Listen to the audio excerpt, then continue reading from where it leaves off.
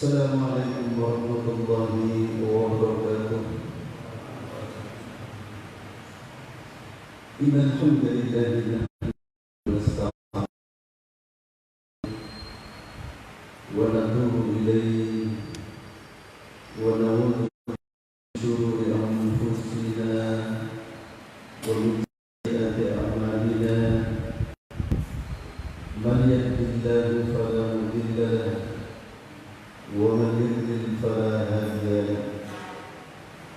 وأشهد أن لا إله إلا الله وحده لا شريك له وأشهد أن محمدا عبده ورسوله. أما بعد.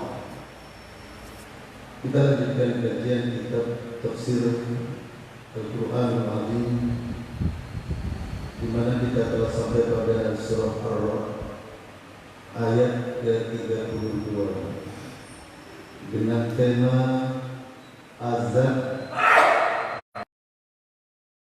yang mendustakan para nabi.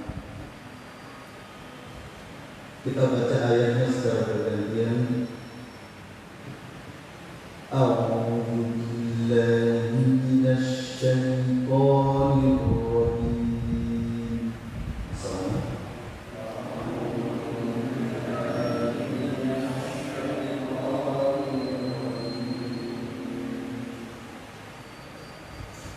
وَلَقَدِ اسْتُهْزِئَ بِرُسُلٍ مِّن قَبْلِكَ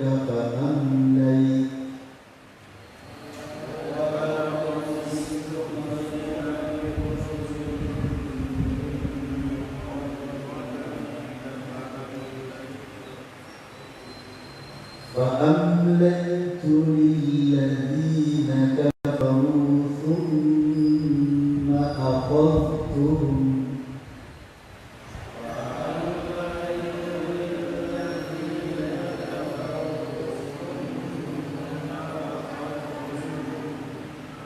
فَكَيْفَ كَانَ عِقَابِ.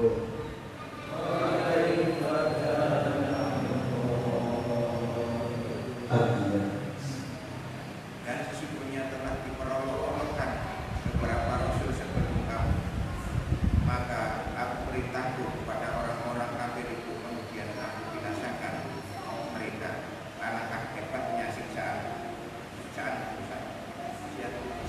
ini.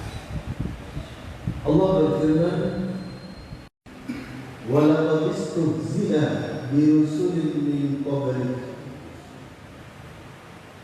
Dan sesungguhnya telah diperolok-olok beberapa rasul sebelum kamu. فَأَمْلَيْتُ لِلَّذِينَ كَفَرُوا ثُمَّ أَخَذْتُهُمْ. Maka aku beri tangguh kepada orang-orang kafir itu, kemudian aku binasakan mereka. Fakaifa kana iqab. Alangkah hebatnya siksaanku itu. Ayat ini memberitakan kepada kita tentang perjalanan dakwah para nabi dan rasul dan tantangan dakwah mereka. Jadi para nabi, para jamaah, para nabi dan para rasul, tantangannya lebih berat daripada kita.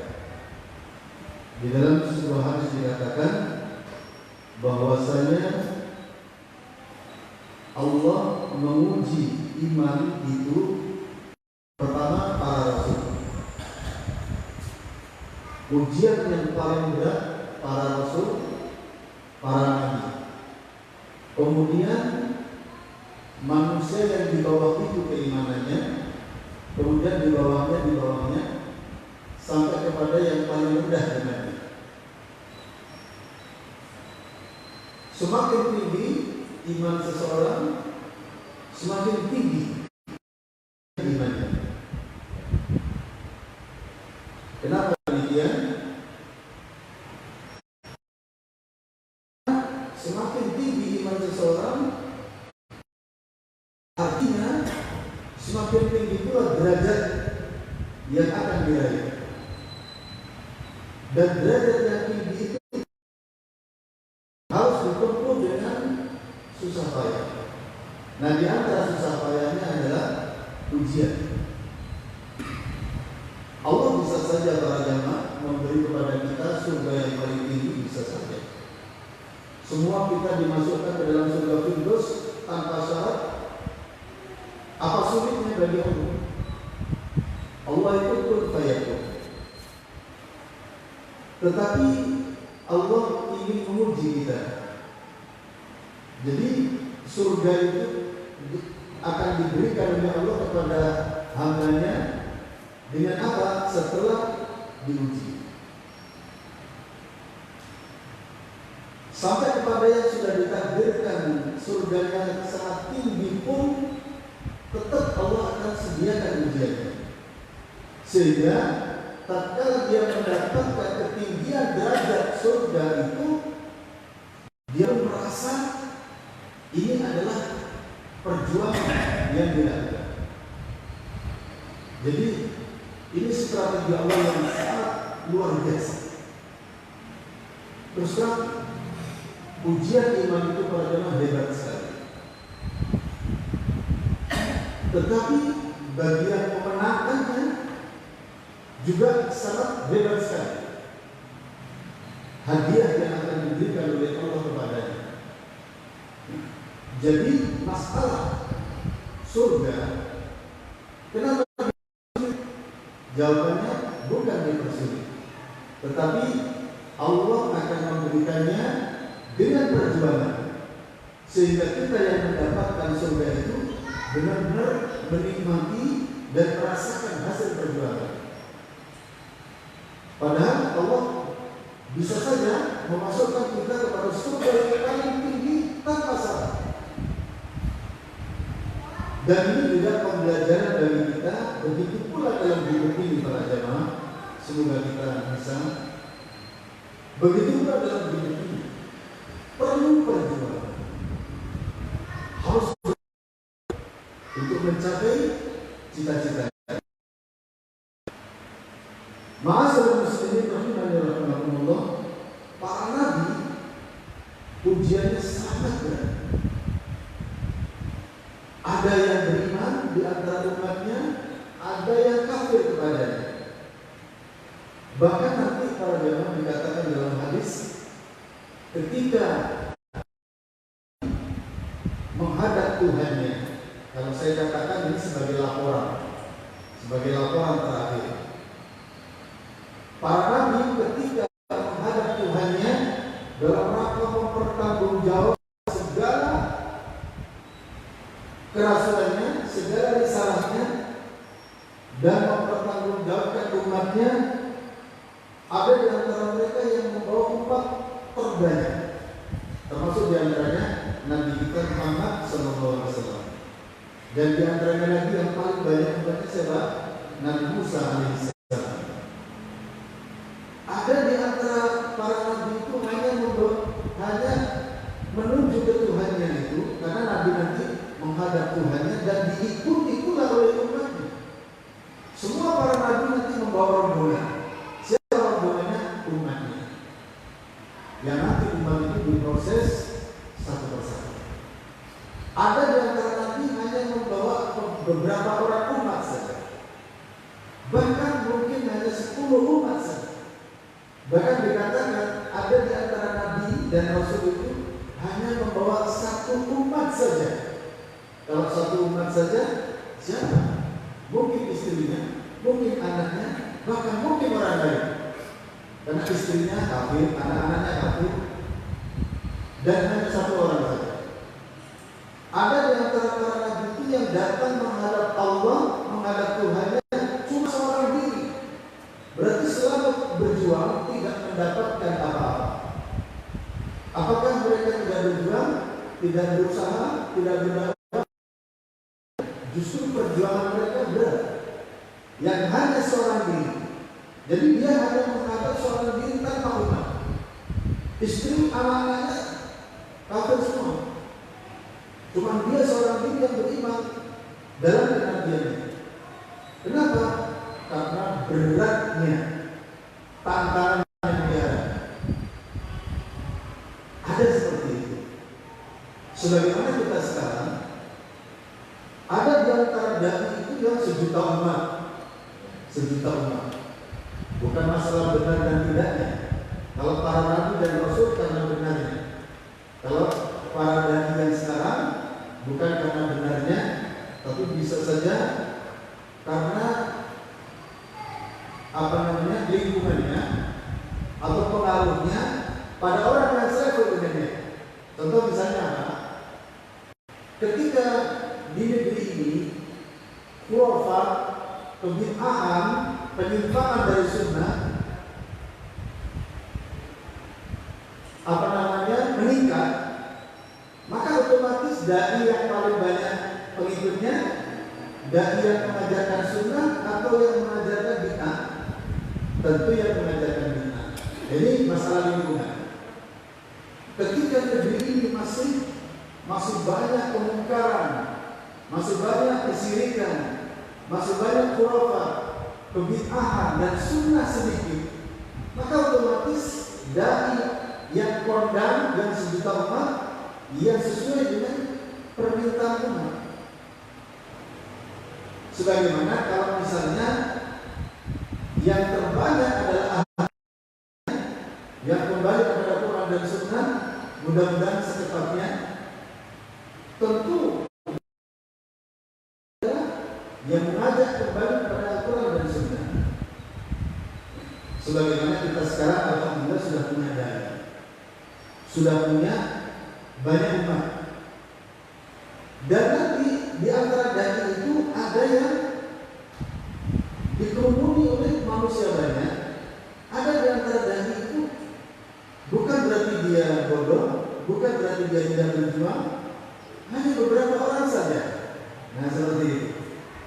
Allah Ta'ala alam, kalau kita ini terus di mana? Kami sejak dulu yang ngaji di sini ribuan orang cuma itu saja. Ya. Kalau di sini nggak tahu kenapa di masjid lain bisa pengajian saya misalnya bisa 10 kali lipatnya yang ada di sini, bahkan bisa 20 kali lipatnya. Kita juga heran kenapa di lingkungan kita ini seperti ini.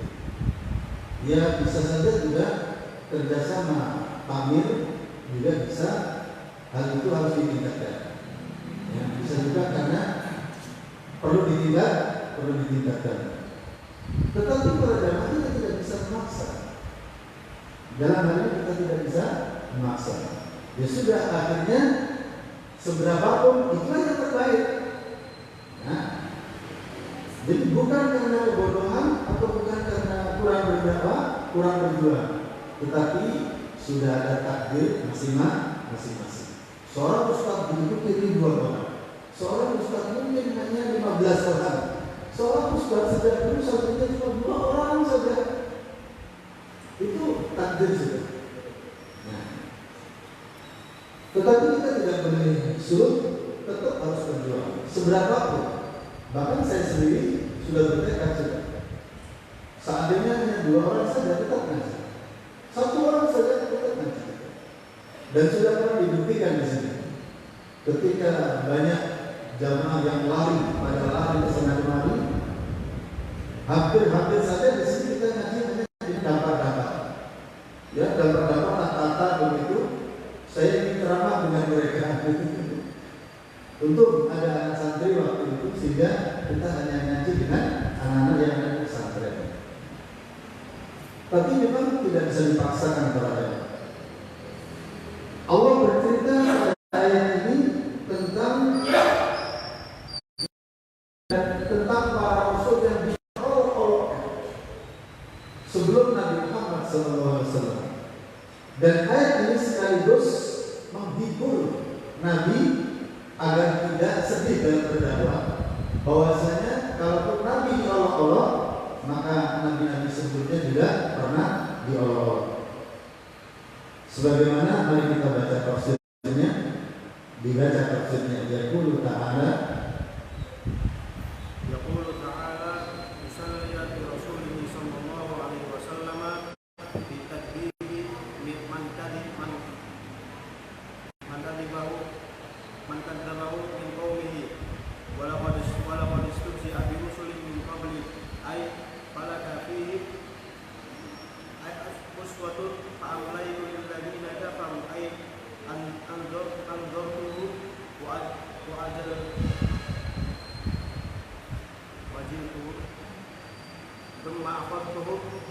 'abdatan radiyatan fa kaifa balagha ma sana'ta bihi wa aqibatahu wa amlaytu lahum kama qala ta'ala wa ka'ayyin min qaryatin amlaytu laha wa hiya zalimah thumma aqadtuha wa ilayya al-masir. Wa fi sahihain Yaqulu ta'ala, Allah Ta'ala berfirman, musalliyan li Rasulih sallallahu alaihi wasallam, seraya menghibur kepada Rasulnya sallallahu alaihi wasallam, fi takdibi man kadzabahu min qaumi, terhadap orang yang mendustakannya dari kaumnya. Ini terutama Nabi kita para jemaah. Nabi Muhammad termasuk di antara yang paling besar cobaannya. Makanya kenapa Pak Nabi termasuk yang paling besar cobaannya? Karena memang Nabi ditunjuk oleh Allah untuk menjadi pemimpin ulul azmi. Pemimpin ulul azmi. Ulul azmi itu artinya para nabi dan rasul yang memiliki ketangguhan yang tinggi, yang memiliki kesabaran yang tinggi dalam menghadapi cobaan. Itu disebut ulul azmi. Ada 5 rasul terpilih menjadi ulul azmi. Yang pertama sekali Nabi Muhammad SAW, kemudian Nabi Nuh, kemudian Nabi Ibrahim, kemudian Nabi Musa, kemudian Nabi Isa alaihi wassalatu wassalam. Ini 5 nabi yang mendapatkan gelar ulul azmi. Ulul azmi minar rusul. Silakan dilihat pada ayat berikut ini supaya banyak tahu dalil.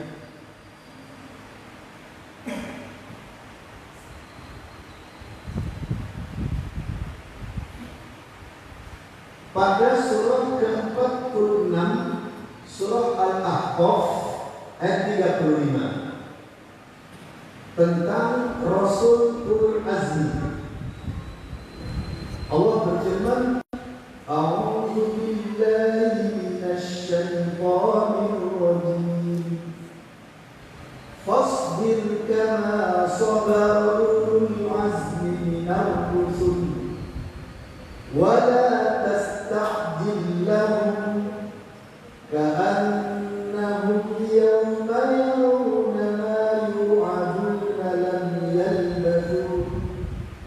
lam yalbathu illa sa'atan min nahar balaghun fahal yuhlaku illa al-qawmul fasiqun. Artinya, maka bersabarlah kamu seperti orang-orang yang mempunyai keteguhan hati. Telah bersabar dan janganlah kamu bagi mereka pada mereka melihat azab yang diancamkan kepada mereka.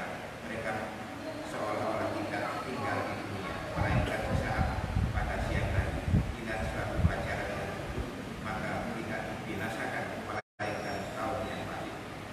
ini tentang Rasul ulul azmi. Allah memberitakan kepada Nabi Muhammad, memerintahkan, memberikan motivasi, fasbir, kata, bersabarlah kamu Muhammad. Kama sabara ulul azmi minar rusul, sebagaimana kesabaran ulul azmi, orang-orang yang diberi ketangguhan daripada para rasul. Al-ayat.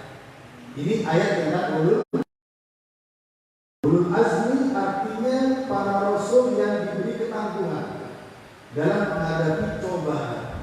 Kayak Nabi Nuh misalnya, para jemaah, 950 tahun menghadapi cobaan dalam berdakwah. Sangat berat.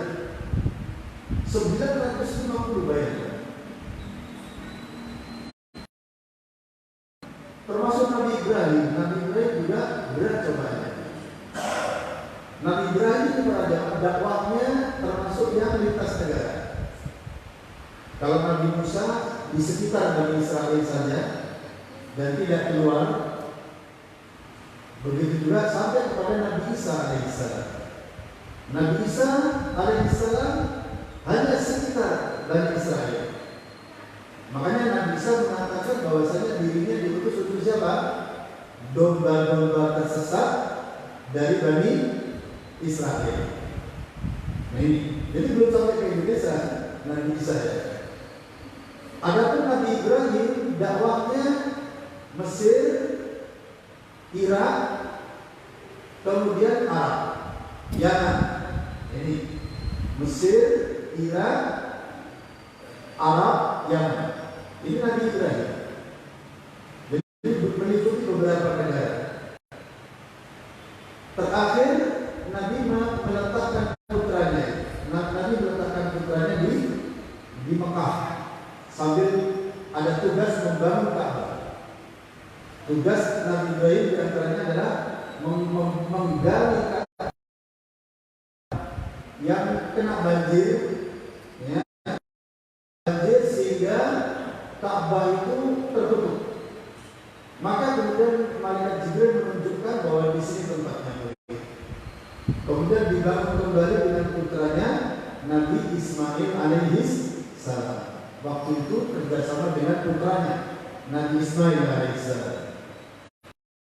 Jadi Mesir, Irak, Mosul, kemudian di Makkah. Ibrahim alaihissalam. Adapun Nabi Muhammad SAW, makanya beliau termasuk ulul azmi yang paling tinggi karena cakupan dakwahnya, cakupan syariatnya internasional.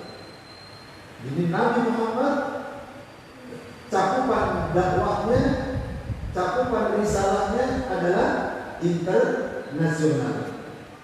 Jadi kesimpulan dari semua perjalanan dakwah para nabi terakhir ada pada Nabi Muhammad SAW, dan yang terakhir inilah diperuntukkan untuk internasional. Sehingga syariat Rasulullah SAW cocok di semua berlainan berlainan suku bangsa, berlainan tradisi, dan berlainan kebutuhan. Ada yang makan beras, ada yang makan jagung, ada yang makan ubi-ubian. Semua risalah Rasulullah cocok untuk semuanya. Jadi bahasa Al-Quran para jemaah, saya sering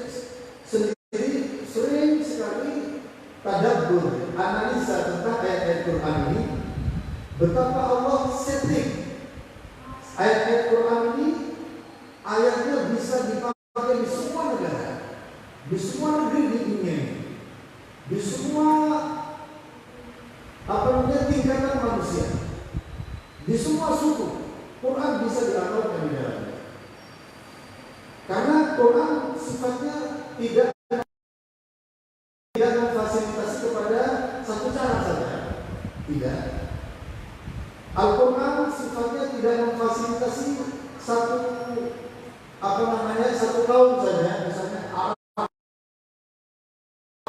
Bahasa Al-Quran, kandungan ayatnya mencakup seluruh tingkatan manusia, seluruh suku-suku manusia, seluruh bangsa-bangsa manusia. Al-Quran bisa dipakai di sana. Ketika misalnya manusia pada awalnya hanya memakai alat sederhana, kendaraannya masih pakai onta, pakai kuda, pakai pesawat. Di sana ada Al-Quran. Di sana ada Al-Quran. Kemudian segala bangsa, adat yang berbeda-beda, tradisi yang berbeda-beda, pola hidup yang berbeda-beda, tapi Al-Quran bisa dilaksanakan di semua yang berbeda-beda tadi. Karena itu memang sudah difirmankan oleh Allah Subhanahu wa taala di dalam surah Al-Hujurat, surah keberapa? surah yang ke berapa? Yang ke-49. Surah yang ke-49 ayat 11. Bisa dilihat. Bukan 11 ya. Wa qabaila lita'arafu syu'uban.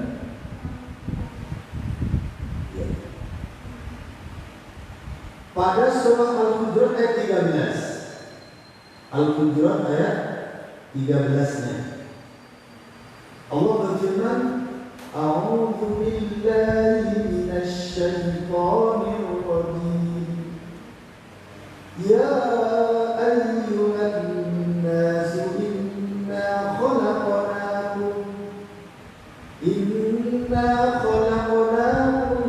min dzakarin wa untha wa ja'alnakum syu'uban wa qabaila lita'arafu inna akramakum indallahi atqakum innallaha 'alimun khabir.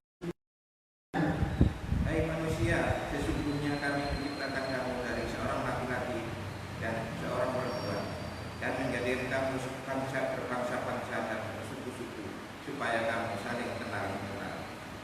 Sesungguhnya orang-orang yang paling mulia di antara kamu di sisi Allah ialah orang-orang yang paling takwa di antara kamu. Sesungguhnya Allah Maha mengetahui lagi Maha mengenal.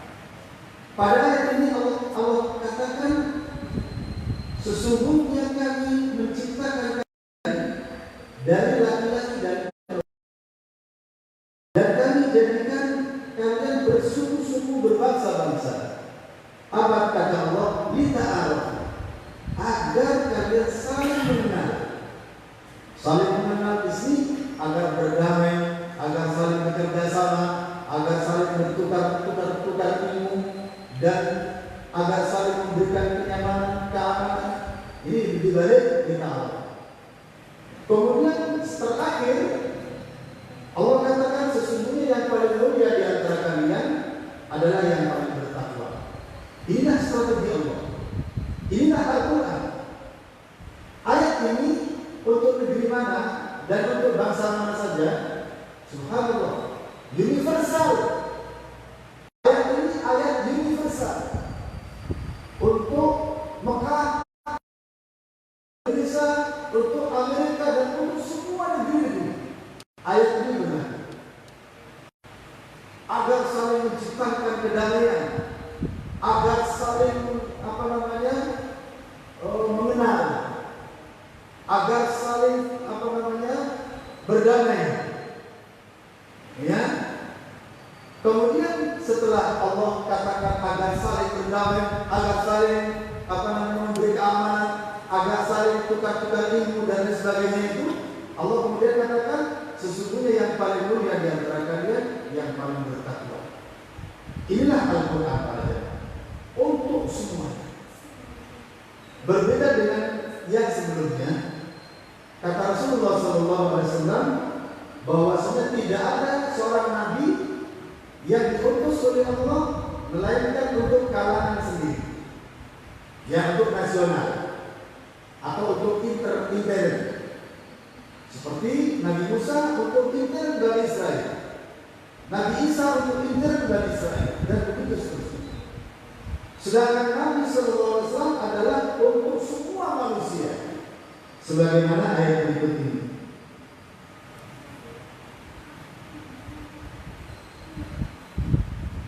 Bahwasanya Nabi SAW diutus untuk seluruh manusia.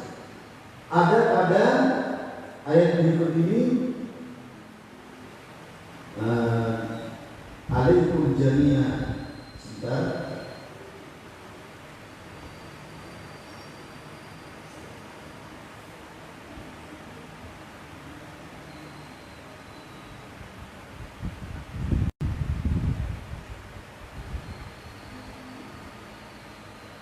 Linnasi kafatan. Kafatan.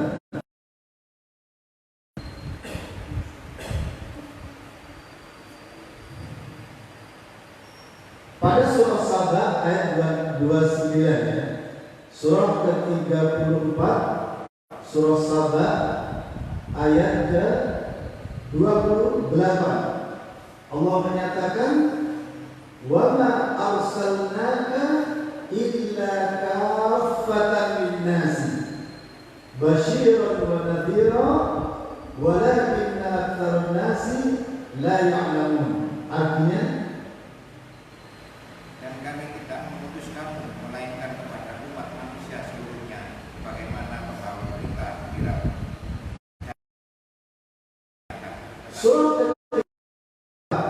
Surah Saba ayat 28 ayat yang menunjukkan bahwa Rasulullah itu diutus untuk seluruh manusia.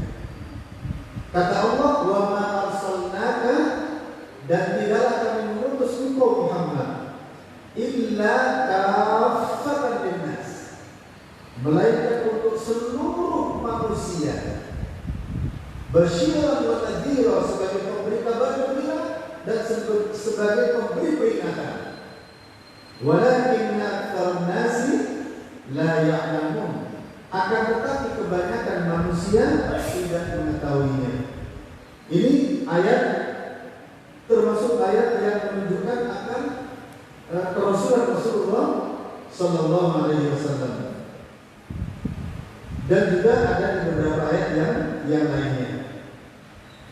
Kembali kepada tafsir para jamaah, Nabi didustakan, Nabi dihina, itu sudah sejak awal Nabi berdakwah sudah ada. Sejak awal Nabi berdakwah, Nabi dihina, dinista, dikatakan orang gila, dikatakan tukang syair. Itu sudah terjadi sejak di zaman Nabi Sallallahu Alaihi Wasallam. Lalu kemudian Allah beritakan pada ayat ke-32 surah Ar-Ra'd ini bahwasanya telah terjadi pula dihina, didustakan Rasul-Rasul sebelum Muhammad. Ini sebagai bentuk Allah memberikan hiburan kepada Nabi agar tidak merasa sendirian yang dihina oleh umatnya. Sehingga ketika Nabi tahu Rasul-Rasul sebelumnya pun juga didustakan, maka akan menjadikan motivasi bagi dakwah Rasulullah Sallallahu Alaihi Wasallam bahwasanya memang seperti itu sunnah. Bahkan para jamaah, para nabi itu mempunyai musuh-musuh dari kalangan jin dan manusia, sebagaimana pada surah Asy-Syu'ara, pada surah Al-An'am ayat 112, surah ke-6 112. Allah menyatakan, A'udzu billahi minasy syaithanir rajim. Wa kadzalika ja'alna likulli nabiyyin aduwwan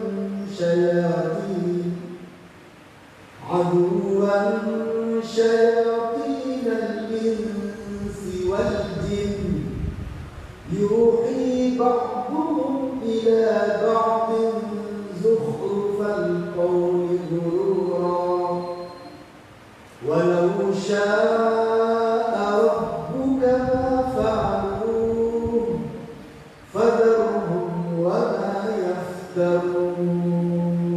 Artinya, dan demikianlah kami jadikan bagi tiap-tiap nabi itu musuh, yaitu setan-setan dari jenis jin dan manusia, sebagaimana mereka bisikan kepada sebagian yang lain, perkataan-perkataan yang indah untuk menipu manusia.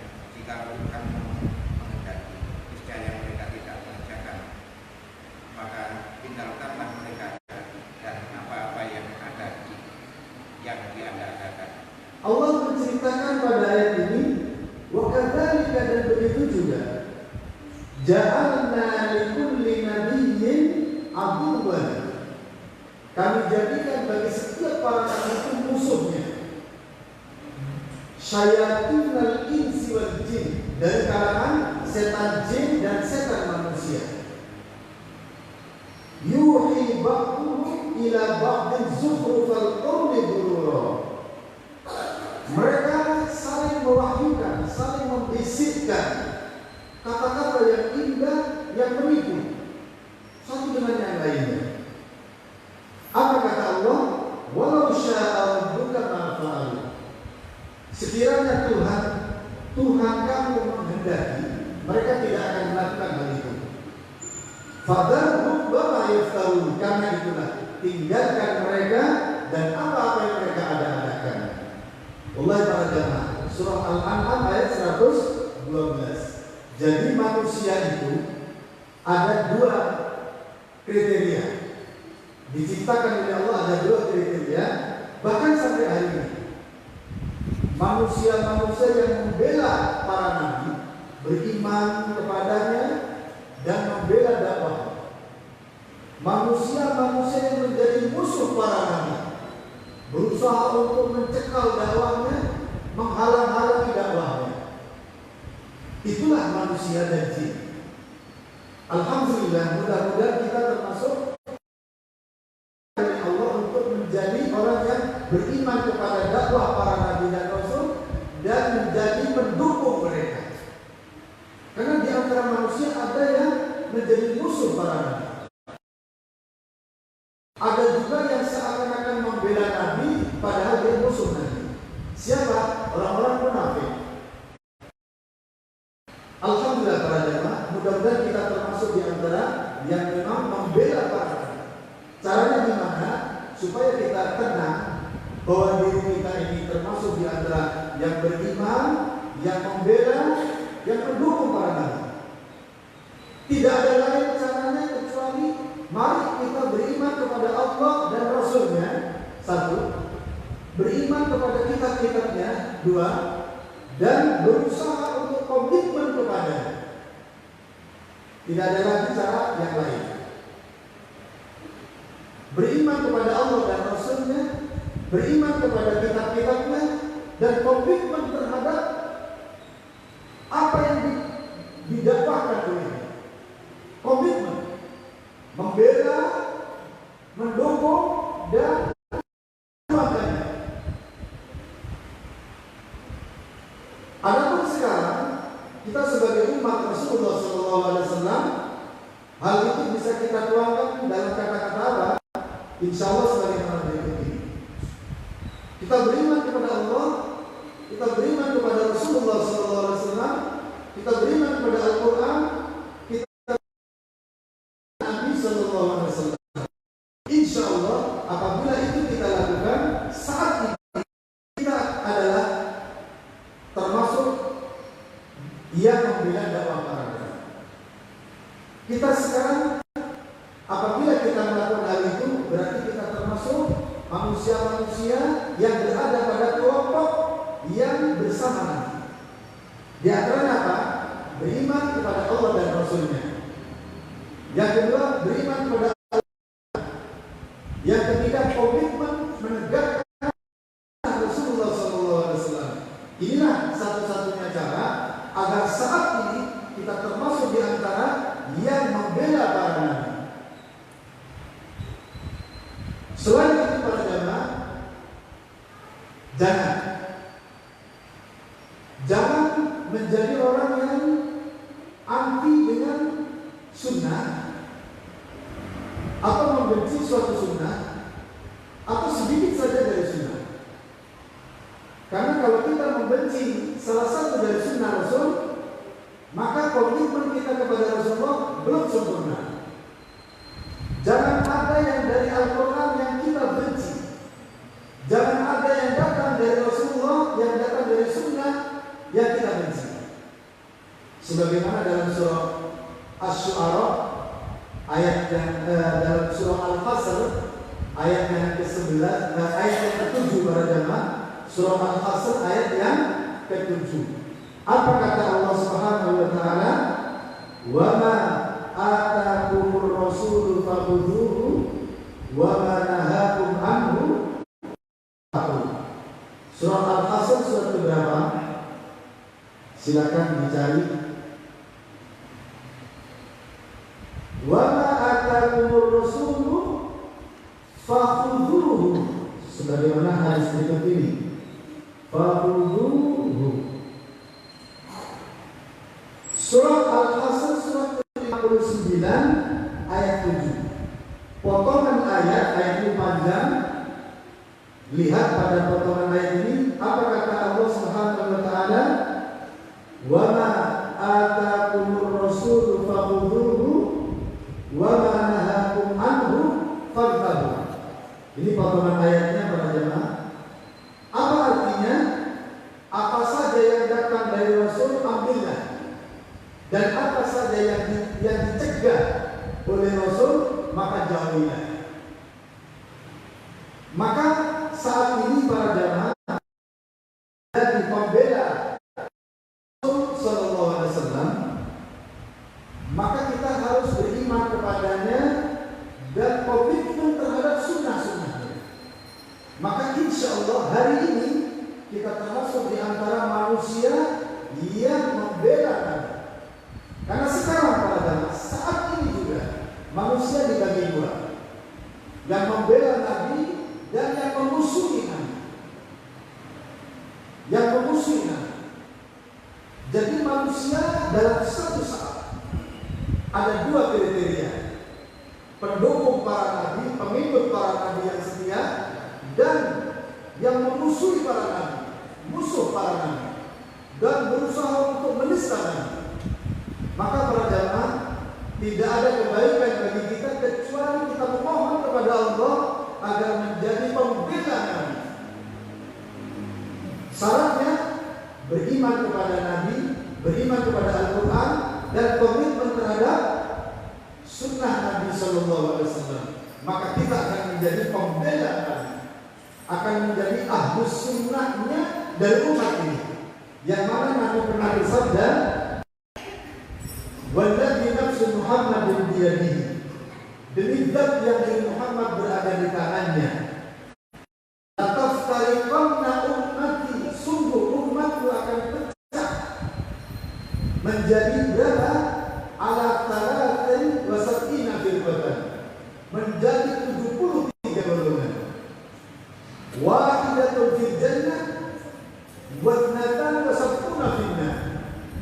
Yang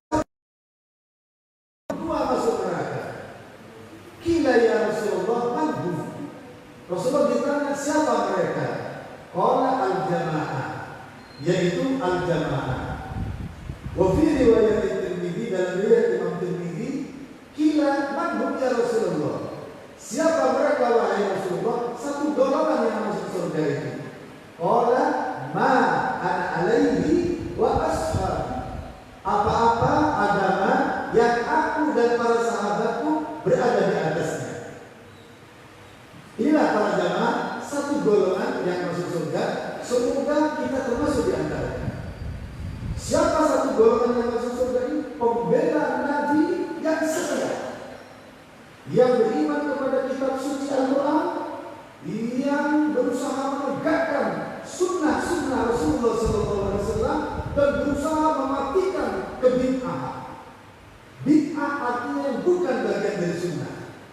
Sunnah dan bid'ah adalah dua kalimat yang saling bermusuhan. Sampai kapan kata Rasulullah? Sampai nanti ke Telaga Kautsar. Sunnah dan bid'ah bermusuhan, ahlu sunnah dan ahlu bid'ah bermusuhan. Sampai kapan para jemaah? Hatta yarida fil qaul, sampai nanti ke Telaga Kautsar. Di akhirat para jemaah, semua para nabi mempunyai telaga masing-masing. Telaga itu artinya air yang luas dan gayung yang banyak, di mana nanti umat itu akan minum dari telaga itu, dan setelah minum dari telaga itu la yadma'u abadan, mereka tidak akan haus untuk selama-lamanya. Makanya orang-orang penduduk surga itu tidak ada yang haus pada jamaah. Kenapa? Sebelum masuk surga mereka minum dari air telaga.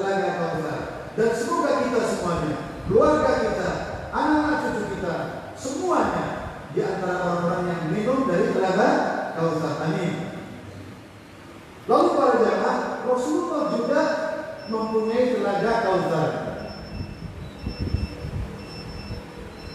Yang seluas langit dan bumi. Wa aniyatuhu, dan gayungnya sebanyak sebanyak bintang-bintang di langit. Ini telaga saya khusus untuk telaga Rasulullah saja. Langit dan bumi dan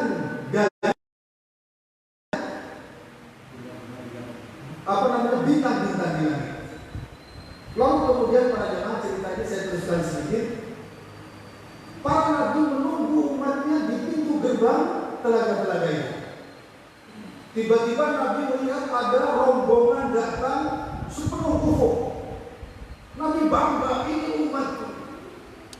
Begitu mendekat, ternyata ada firman yang mengatakan bahwa ini umatnya Nabi Musa alaihissalam. Kemudian datang lagi rombongan manusia sebanyak ufuk. Maka setelah mendekat kepada Rasulullah SAW, ternyata apa kata Allah? Wahai Muhammad, mereka akan ke neraka. Lalu Rasul berkata, mengapa mereka ke neraka? Apa kata Allah? Kamu tidak tahu apa yang mereka perbuat sepeninggal kami. Inilah ahlul bid'ah. Orang-orang yang merasa mengamalkan agama Allah tapi dengan cara yang tidak disyariatkan. Mereka memproduksi ritual-ritual, masya Allah. Setiap tokoh, setiap ustaz, setiap kiai punya torekot sendiri-sendiri, punya jamaah selawatan sendiri-sendiri, punya jamaah tahlilan sendiri-sendiri, punya jamaah semaan Quran sendiri-sendiri, dengan cara sendiri-sendiri, tanpa dalil, tanpa apakah acara ini benar, ada dalilnya atau tidak, tanpa itu. Mereka semangat beribadah tapi tidak semangat untuk mencari kebenaran. Yang penting ramai. Apalagi kalau mereka dengan kegiatan yang mereka pakai, dengan kegiatan yang mereka ciptakan itu, kemudian umatnya banyak, ribuan orang yang datang, bangga mereka, bangga, senang. Ya memang di samping senang, nanti infak yang masuk juga banyak. Sekali adegan semalam dapat juta. Kalau kalian ada sumbangan, proposal masuk. Nah ini para jemaah. Nah, sebagai umat Rasulullah SAW harus menjadi yang terbaik. Siapa mereka? Yaitu orang yang paling mendukung Rasulullah SAW. Siapa mereka dalam menjalankan agama ini benar-benar di atas sunnah Rasulullah SAW. Inilah kisah cerita tentang ayat ini, bahwasanya kalau Nabi didustakan oleh umatnya, maka Nabi sebelumnya juga pernah didustakan. Para jemaah, pada saat Nabi Nuh diutus, apakah Nabi-Nabi sudah ada, sudah terlahir? Belum. Nabi Nuh ketika diutus, Nabi Musa, Nabi Hud, Nabi Soleh, Nabi Ibrahim, Nabi Lut, Nabi Yusuf, Nabi Musa, Nabi Isa belum ada semuanya. Karena semua itu adalah keturunan Nabi Nuh. Tapi lagi-lagi apa kata Allah? Walaqad kudziba walaqad kadzdzaba qaumu Nuhin al-mursalin. Kadzdzabat qaumu Nuhin al-mursalin, kata Allah. Kaumnya Nuh telah mendustakan semua para utusan. Padahal utusan-utusan yang lain belum terlahir. Tapi bersama, yaitu kepada tauhid, kepada mengisahkan Allah Subhanahu wa taala. Dakwah para nabi dan rasul sama, yaitu kepada syariat Islam yang berbeda-beda syariatnya. Maka mendustakan seorang nabi atau seorang rasul sama dengan telah mendustakan semua para nabi dan rasul. Sebagaimana para jamaah mengkhianati, mendustakan seorang sahabat saja, mengkafirkan seorang sahabat saja, sama dengan mengkafirkan semuanya. Membunuh seorang mukmin dengan sengaja, tanpa alasan. Apa kata Allah? Sama dengan telah membunuh semua orang yang beriman. Maka di sini harus hati-hati, karena semua itu adalah